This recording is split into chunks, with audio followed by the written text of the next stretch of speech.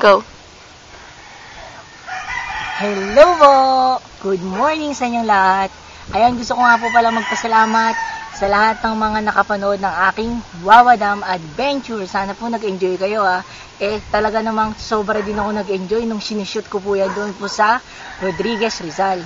At ngayon, samahan niyo naman po ako sa aking naibang paglalakbay, pamamasyal, karanasan, at kung ano na pa.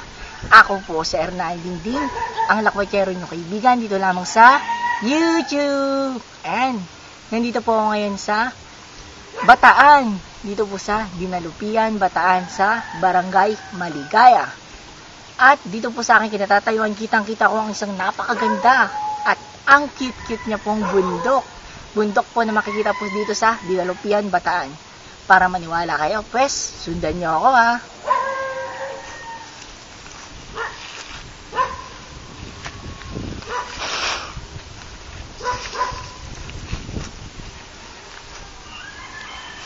O ano, nasundan nyo ba ako?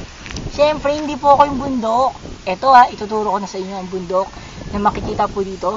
Kitang-kita po dito sa Barangay Maligaya, Dinalupian, Bataan. Ito po siya oh.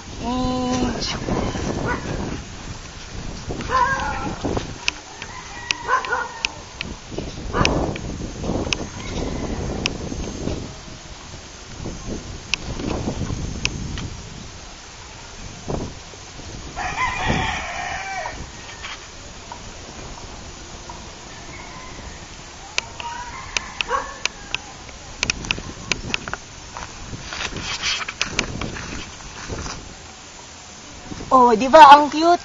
Ang cute ng bundok, no? Yun po yung bundok na kung tawagin nila ay basta wholesome tayo ha.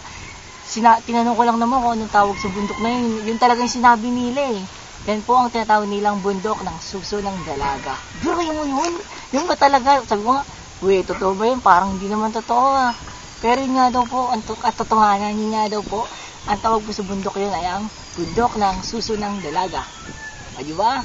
Sana makakit ko siya, no?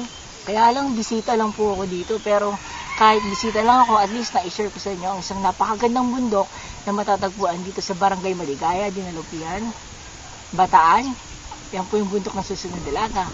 Kaya, ako nga po pala ulit si Hernan Dingding, ang lakwatsero nyo kaibigan dito lang sa YouTube.